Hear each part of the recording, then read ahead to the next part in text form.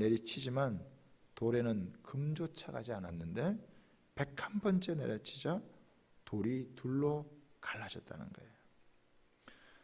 나는 그 마지막 타격으로 돌이 갈라진 게 아님을 알게 되었다. 그건 그 전에 내린 계속 내리친 일들의 결과다. 습관을 바꾸기가 어렵다면 우리 자신의 문제가 아니다. 시스템의 문제다. 습관은 그 자체로 반복이 되는데 이는 우리가 변화하고 싶지 않아서가 아니라 변화할 수 없는 나쁜 시스템을 가지고 있기 때문이다. 중대한 변화의 순간이 올 때까지 작은 변화들은 별다른 차이를 만들어내지 못하는 듯 보인다. 과정들이 쌓여 강력한 결과가 나타나기까지는 시간이 걸린다. 인내를 가져라. 원자가 모여 분자 구조를 만들어내듯 아주 작은 습관도 모여 놀라운 결과를 이루어낸다. 더 나은 결과를 바란다면 목표를 세우는 것을 잊어라. 대신 시스템에 집중하라. 목표를 높이지 마라. 시스템의 수준을 낮춰라. 행동 변화에는 세 단계가 있는데 결과의 변화, 과정의 변화, 정체성의 변화가 있다. 습관을 변화시키는 가장 효율적인 방법은 얻고 싶은 결과가 아니라 되고 싶은 사람에 초점을 맞추는 것이다. 정체성은 습관으로 만들어진다. 모든 행동은 자신이 되고자 하는 사람에 관한 증거가 된다. 자신이 원하는 사람이 되려면 자신의 믿음을 끊임없이 편집하고 자신의 정체성을 추정하고 확장해야 한다. 습관이 중요한 진짜 이유는 더 나은 결과를 얻어낼 수 있어서가 아니라, 물론 그렇게도 할 수 있지만 스스로에 대한 믿음을 변화시킬 수 있기 때문이다. 신경을 한 곳에 모으고 정신을 집중하면 생활 습관 또한 정착될 수 있다. 그러면서 이 습관의 변화의 성배는 한 번에 1%를 변화시키는 것이 아니라 수천 번의 반복에서 1%를 변화시키는 것이다. 변화가 쉽지 않다는 거예요. 그렇지만 꾸준한 그런 이 노력을 통해서 이 변화가, 작은 변화가 결국 인생에 큰 변화를 가져온다. 그러면서 이런 이야기를 했습니다. 100번만 반복하면 그것이 당신의 무기가 된다. 100번만 반복해봐라. 당신의 삶의 무기가 된다. 이렇게 얘기를 했습니다. 여러분은 어떤 습관을 갖고 있고 또 어떤 습관을 갖기를 원하십니까? 오늘 본문에 보면 예수님께서도 습관이 있으셨다라고 하는 것을 알 수가 있습니다. 예수님의 습관은 뭐였죠? 예수님의 습관은 기도하시는 것이었습니다. 예수님께서 감람산에 습관을 따라 기도를 하신 거예요. 그러니까 예수님은 이 자신의 온 몸에 기도가 완전히 배어있는 분이셨어요. 완전한 하나님이시면서도 완전한 인간으로서 수없는 반복의 과정을 거치시면서 그런 기도의 습관을 체득을 하신 거예요. 그리고 계속해서 하나님 앞에 기도를 해나가시는 모습을 볼 수가 있습니다. 예수님 늘 기도를 하셨어요. 예수님의 삶에서 기도를 빼놓고 이야기를 할 수 없을 여러분 정도입니다. 아주 결정적인 순간을 앞두고 습관을 따라서 감람산에 올라가셔서 예수님이 기도하셨는데요. 아마 이 세상에 여러분 습관 중에서 가장 좋은 습관이 있다면 그것은 바로 기도하는 습관입니다. 결국 좋은 삶이란 좋은 습관이 배어지는 건데, 이 좋은 습관 중에서도 가장 좋은 것은 하나님과 우리가 교통할 수 있는 기도의 습관을 들이는 것이 아니겠습니까? 예수님은 이 지금까지 몸에 배워온 기도의 습관을 가지고 가장 결정적인 때에 가장 강력한 기도를 하셔서 그 기도의 승리에서 십자가를 감당할 수 있는 능력을 얻으시고 십자가를 이제 감당을 하시게 된 거예요. 예수님은 많은 시간을 기도로 보내셨습니다. 그 제자들이 예수님의 기도에 대해서 참 의아했기 때문에 예수님께 기도를 가르쳐 달라라고 이렇게 요청하게 되었고, 예수님은 제자들을 향해서 기도를 가르쳐 주시면서 기도하다가 실망하면 안 된다, 기도하다가 낙심하지 말고 계속 기도해라, 이런 가르침을 여러분 주셨어요. 주기도문을 가르쳐 주기도 하시고, 특별히 이 요한복음 17장 같은 경우에는 그 기도의 내용이 참 얼마나 심오한지 구체적인지 그것을 다 실어 놓았어요. 또 소리를 내서 기도를 하셨기 때문에 제자들이 그것을 듣고 그것을 적어 놨겠죠. 만약에 주님이 소리를 내서 기도를 하지 않았더라면 제자들이 어떻게 그 기도의 내용을 알 수 있었겠습니까? 17세기의 어떤 이 설교자는 요한복음의 17장의 기도는 지상에서 드려졌던 모든 기도 가운데 가장 위대한 기도였다, 이렇게 이야기를 합니다. 영국의 종교정학자였던 존 낙스는 자기의 인생 마지막에 며칠 남지 않은 그런 시간을 깨닫고 자기 아내에게 요한복음 17장을 읽어달라, 그리고 그 아내가 요한복음 17장을 읽어줄 때에 시간의 세계에서 영혼의 세계로 여러분 넘어갔다라고 해요. 그 예수님의 그 기도의 가치, 그 예수님의 그 기도의 부요함에 우리가 조금 더 주목해 볼 수 있다면 이 기도가 우리에게 주는 영적인 유익과 축복이라는 것이 얼마나 엄청난 것이겠는가. 거기에 비해서 너무 우리는 얕은 수준에서 이 기도의 맛을 보고 있다. 좀 더 깊고 넓고 놀라운 그 하나님의 세계로 나아가기 위해서는 반드시 이런 기도의 삶이 우리 삶의 바탕이 되어야 된다라고 하는 것입니다. 성도가 성도다워지려면 기도하는 데 많은 시간을 바쳐야 됩니다. 기도를 덜 하면서 성도답게 살 수가 없어요. 기도를 덜 하면 덜 할수록 성도인 이름은 있지만 성도의 삶을 살아갈 수가 없어요. 성도란 이름에 걸맞게 살아가기 위해서는 반드시 기도가 우리의 삶의 받침이 돼야 된다라고 하는 것입니다. 대부분의 우리 성도들은 예수님이 기도하셨다라고 하는 정도 알고 있죠. 그렇지만 예수님은 단순히 기도하신 게 아니에요. 예수님은 끊임없이 기도하셨고, 긴 시간 기도하셨고, 자주 기도하셨고, 온 밤을 새워 기도하셨고, 새벽 미명에 기도하셨고, 한적한 곳에 가서 기도하셨고, 특별히 제자들을 선택할 때 있어서는 밤을 새워가면서 기도해요. 저는 어느 순간에 제자 훈련을 하면서 여기서부터 벌써 차이가 나는구나. 밤을 새워서 제자들을 선택했던 그 예수님과 달리 그렇지 못했구나라고 하는 모습을 보면서 여기서부터 너무 차이가 난다는 것을 벌써 저는 많이 알게 되고 반성을 하게 됐습니다. 예수님은 자주 내가 너희에게 이르는 말이 스스로 하는 것이 아니라 아버지께서 내 안에 계셔 그의 일을 하시는 것이라. 예수님은 하나님의 아들이고 완전한 사람이셨지만 그럼에도 불구하고 본인 스스로가 이렇게 결정을 하지 않으셨어요. 항상 하나님께 여쭙고 하나님의 뜻을 따랐고, 또 하나님께서는 그 말씀을 이루어 가실 수 있도록 감당할 능력을 부어주셨다라고 하는 것입니다. 예수님이 얼마나 기도를 많이 하셨는지, 또 깊이 하셨는지 저와 여러분은요 지금 예수님의 기도를 누리고 있는 거예요. 저와 여러분들이 오늘 이곳에 있는 것은요 예수님의 기도의 효력 때문인 줄 여러분 믿으시기를 바랍니다. 예수님의 효력은 우리 인생 끝까지 갑니다.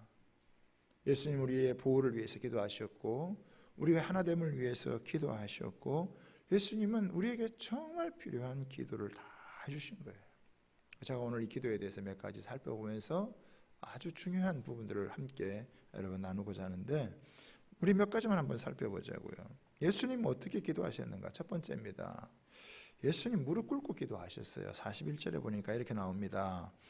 그들을 떠나 돌 던질 만큼 가서 무릎을 꿇고 기도하셨다. 이 무릎 꿇는다는 게 뭡니까? 간절함의 표시예요. 그러나 또 하나 있습니다. 그건 뭐냐면 하나님의 뜻에 전적으로 굴복하겠다. 하나님의 뜻에 굴복하겠다고 하는 것이 무릎 꿇는 것으로 여러분 나옵니다. 우리가 요즘 새벽기도 하면서 낙타 무릎에 대해서도 우리가 같이 많이 지금 나누고 있는데 하나님의 사람들, 중요한 사람들이 다 낙타 무릎이었어요. 무릎을 꿇고 그들이 하나님 앞에 기도한 모습을 볼 수가 있어요. 두 번째 보면은 예수님께서 어떻게 기도를 하셨는가? 44절에 보면 힘쓰고 애써 더욱 간절히 기도하셨다. 그렇죠? 이 단어 하나하나가 너무너무 중요합니다. 힘을 쓰고 애쓰고 더욱 간절히. 그렇죠? 예수님의 기도가 얼마나 진지하고 예수님의 기도가 얼마나 참 심오하고 예수님의 기도가 얼마나 참 이 집중력 있는 기도였는지 힘쓰고 애써 더 간절히 마치 이 땀방울이 핏방울이 될 정도로다가 아주 용을 쓰는 그런 기도였다니 입으로 그냥 몇 마디 하는 뭐 그런 기도가 아니었다라고 하는 것을 전력을 당해서 큰 힘을 다해서 기도하는 그런 기도였다. 근데 기도의 내용이 무엇이었습니까? 42절에 보면은 보십시오. 42절에 보면은 아버지여 만일 아버지의 뜻이거든 이 잔을 내게서 옮기시옵소서. 그러나 내 원대로 마시옵고 아버지의 원대로 되기를 원하니다. 그렇죠? 여러분 할 수만 있으면 이 잔을 옮겨달라는 거예요. 이 잔이 뭡니까? 십자가를 지는 거예요. 이 십자가를 지는 건 너무나 큰 대가를 지불하는 것이고 너무나 엄청난 고통을 초래하는 것이기 때문에 이거 혹시 이렇게 안 하고서라도 구원할 수 있다면 이거 좀 피하게 해달라고 하는 기도였습니다. 그러나 내 뜻대로 마시고 아버지의 뜻대로 하게 해달라고 기도를 한 거예요. 여러분 사자 굴에 들어가야 사자를 잡을 수 있잖아요. 죽음 가운데 들어가야 죽음을 정복할 수 있는 거예요. 예수님께서 그 죽음이라고 하는 것이 그것도 십자가에서 고난받는 그 비참한 죽음이지만 그 죽음 가운데 들어가셔야만 여러분 죽음을 정복할 수 있기 때문에 이것이 아버지의 뜻이라면 거기에 들어가기를 원하는 것입니다. 하나님께서는 왜 기도하게 하시는가? 왜 우리는 기도로 하나님께 나아가야 되는가? 여러분 저는 다른 건 잘 몰라도 기도의 세계가 워낙 넓고 깊으니까 다 알지 못하지만 그러나 분명한 거 한 가지는 뭐냐면 하나님은 반드시 기도하는 사람을 통해서 하나님의 뜻을 이룬다는 거예요. 그건 왜 그런지 잘 몰라요. 다 알 수는 없어요. 그렇지만 하나님은 하나님의 뜻을 기도하는 사람, 기도하는 그 사람을 통해서 하나님의 뜻을 이루신다라고 하는 거예요. 땀방울이 핏방울 되도록 기도하셨던 예수님이셨기에 그 아버지의 뜻을 이루어 십자가를 질 수 있었습니다.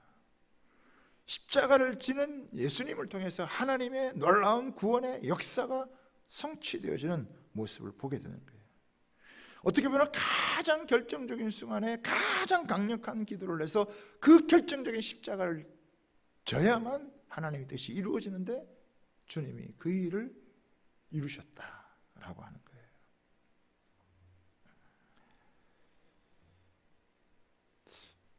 그러시면서 예수님께서 기도할 때 어떤 현상이 벌어졌느냐 43절이에요. 천사가 하늘로부터 예수께 나타나 힘을 더하더라.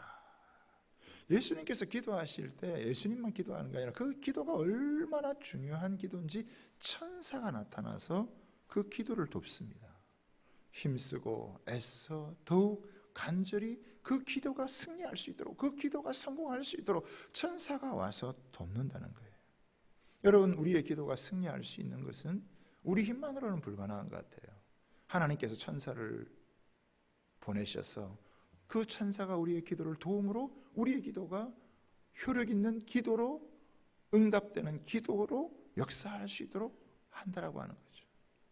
천사는 또한 이 기도를 하나님의 금대접에 받아서 이것을 하늘 보좌로 여러분 올리잖아요. 그러면 우리의 기도를 얼마나 귀중하게 여기는지, 이 예수님의 기도를 얼마나 소중하게 여겼는지 그 천사가 와서 도울 뿐만 아니라 아마 그 천사가 기도를 받아서 하늘 보좌에 올렸겠죠. 그러면 그 기도는 우리가 생각하거나 예상치 못한 방향으로 하나님의 놀라운 응답으로 이루어지는 거예요. 이제 그러시면서 오늘 이제 우리가 좀 더 심도 있게 살펴보려고 하는 말씀입니다. 주님께서 제자들에게 촉구하신 게 있어요. 40절입니다. 40절에 보면 유혹에 빠지지 않게 기도하라. 46절입니다. 시험에 들지 않게 기도하라. 시험에 들지 않게 일어나 기도하라. 그러니까 유혹에 빠지고 시험에 빠지지 않도록. 그러면 이 본문과 우리가 아울러 봤을 때 유혹이라는 건 뭐고 시험이라는 건 뭘까?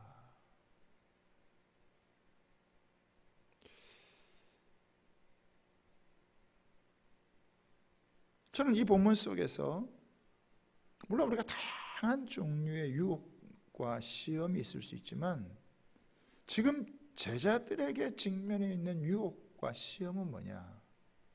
여러분, 눈앞에 있는 것이 다라고 생각하는 게 그게 바로 유혹이고 그게 바로 시험입니다. 내 눈앞에 닥친 현실, 그게 다라고 생각하는 거예요. 제자들이 볼 때 여러분 십자가가 다였어요. 예수님이 비참하게 죽으시는 여러분 그것이 다였습니다. 고난받는 그것이 다인 것처럼 여러분 보여요. 그렇기 때문에 두렵고 그렇기 때문에 불안하고 그렇기 때문에 무너지는 거예요. 자신들에게 닥친 이 고난, 자신들에게 닥친 이 어려움, 이 현실, 이게 너무 크게 보이는 거예요. 그게 유혹이에요. 그게 여러분 무서운 시험입니다. 그러나 예수님은 보시는 거예요. 예수님은 지금 기도하면서 뭘 봅니까? 예수님 자신에게 닥친 그 현실, 그것을 넘어서 미래를 보는 거예요.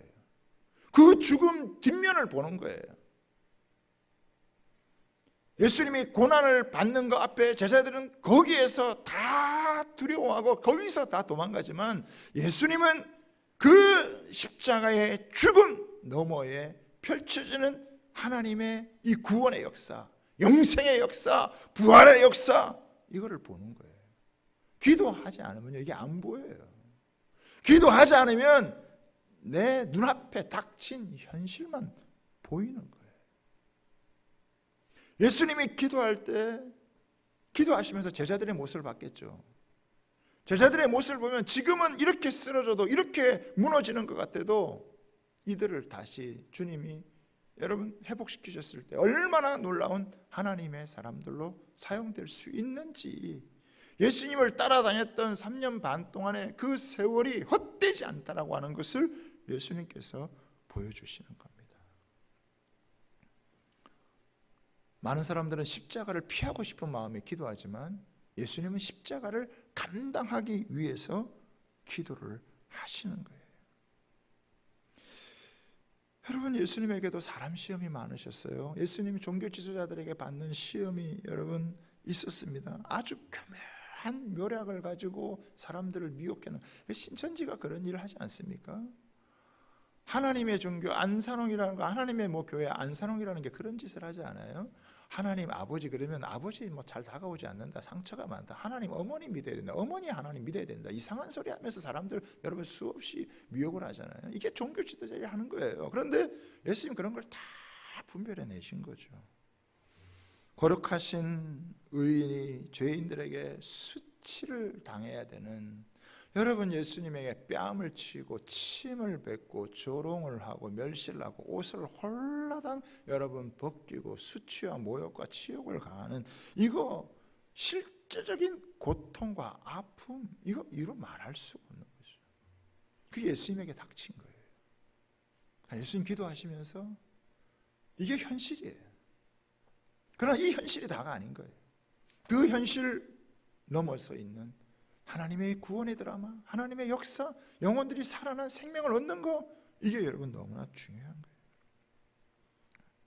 제자들은 자신들에게 닥칠 이런 유혹 시험, 정말 작은 하나가 이게 닥쳐도 거기에 너무 무력하게 넘어지는 자신들의 모습을 보지 못한 거예요. 여러분 우리가 대단한 것 같아도요, 작은 돌뿌리 하나 걸려 넘어지면 모든 걸 다 잃어버릴 수 있는 그런 연약한 사람들입니다. 여러분 지금 코로나 바이러스 때문에 많은 사람이 여러분 죽었고 지금도 죽어가고 있잖아요. 그것 때문에 두려워하고 떨고 있잖아요. 그런데 저는 이런 생각을 해봤어요. 여러분 우리한테 죽는 건 문제가 아니에요. 히브리서에 보면 사람이 한 번 죽는 것은 정한 이치다. 여러분 한 번 사람이 죽는 건 정한 이치입니다. 다 죽어요. 안 죽을 사람이 없습니다.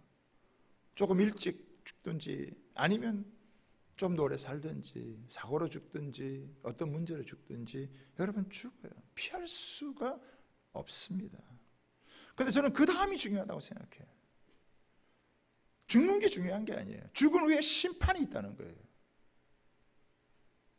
우리 사람으로 이 땅에 여러분 태어난 이상 제일 중요한 게 뭐냐? 하나님의 심판을 피하는 거예요. 죽는 게 그게 그렇게 중요한 게 아니에요. 그 죽음 이후에 있는 심판을 면할 수 있느냐, 면하지 못하느냐.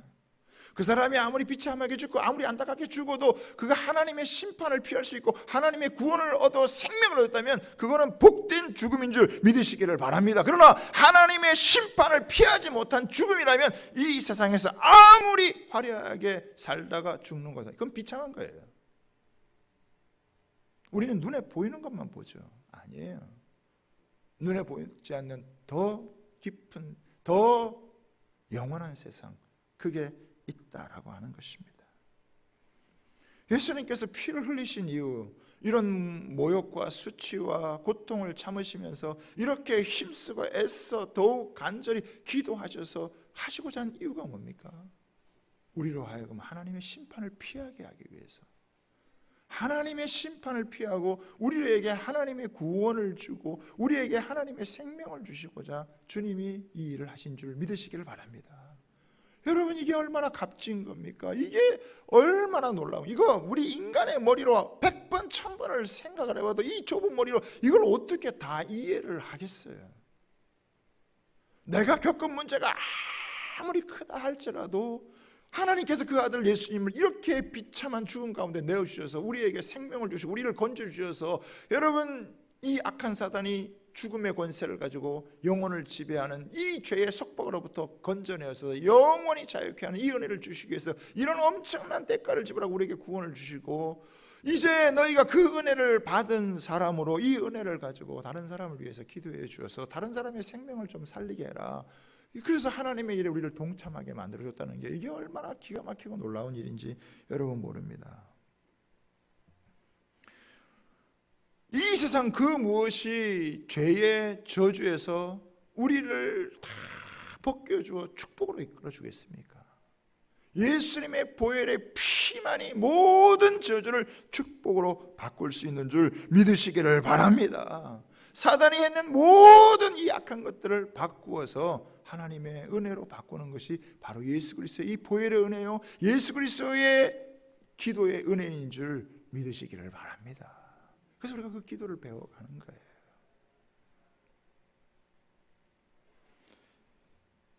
여러분, 출애굽의 역사에서 이 출애굽 때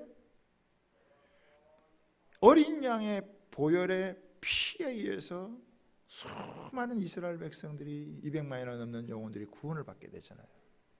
저는 이 코로나의 엄청난 이 전 세계적인 팬데믹 가운데서 이제 이때야말로 하나님의 때다. 이때야말로 출애굽의 역사에 버금가는 하나님의 구원의 역사가 드러날 수 있는 엄청난 부흥의 때가 우리에게 올 수 있다. 여러분, 저는 그걸 믿습니다. 여러분도 믿으시기를 바랍니다. 여러분, 우리 주님이 누구시냐? 권세와 능력을 하늘 보좌에서 가지시고 이런 모든 상황 가운데서도 영혼들을 여러분 살리길 원하시고 구원하시길 원하시고 회복해 하시길 원하시는 것이 우리 주님인 줄 믿으시기를 바랍니다. 너희들이 눈앞에 보는 현실, 그게 다가 아니다. 우리의 눈이 열려서 영원한 세계를 보고 영원한 생명을 보고 여러분, 이 땅 가운데서 잠시 보내는 이 세상 수고와 슬픔뿐인 인생 가운데서 예수 그리스도의 생명을 얻어서 영원히 영생하도록 만드는 그 놀라운 은혜가 그리스도의 보혈의 은혜요, 그분의 기도 가운데 있고 우리가 그 은혜를 우리가 얻고 그 이름을 의지해서 우리가 기도하면 하나님의 일하시는 역사를 우리의 삶 속에서 우리가 남들이 보지 못하는, 세상이 보지 못하는, 세상이 꿈꾸지 못하는 것을 보고 우리는 그 미래를 향해서 우리의 삶을 던질 수 있는, 그래서 다른 어떤 것보다도 조금씩 잘 안 되는 기도지만, 여러분, 기도가 쉬운 사람이 어디 있겠어요? 저도 어렵습니다. 그냥 입만 열면 기도가 된다는 사람이 어디 있겠습니까? 기도는 어려운 거예요. 그래서 배우려야 되는 거예요. 몸으로 배워가는 거예요. 체득해 가는 거예요. 기도에 대한 것들을 주님께서 계속 가르침을 받아가면서 배워가고 마침내 그러면서 기도의 세계에 문을 열어가면 우리의 영안이 열리면 하나님께서 이 고통스럽고 문제 많고 여러분 우리가 해결할 수 없는 상황 가운데서도 하나님이 눈을 열어주셔서 영원한 것을 보게 하면 세상의 슬픔을 이겨나가고 세상의 아픔을 극복해 나가고 하나님 주신 영원한 은혜 가운데서 승리하는 하나님의 백성이 되는 줄 믿으시기를 바랍니다.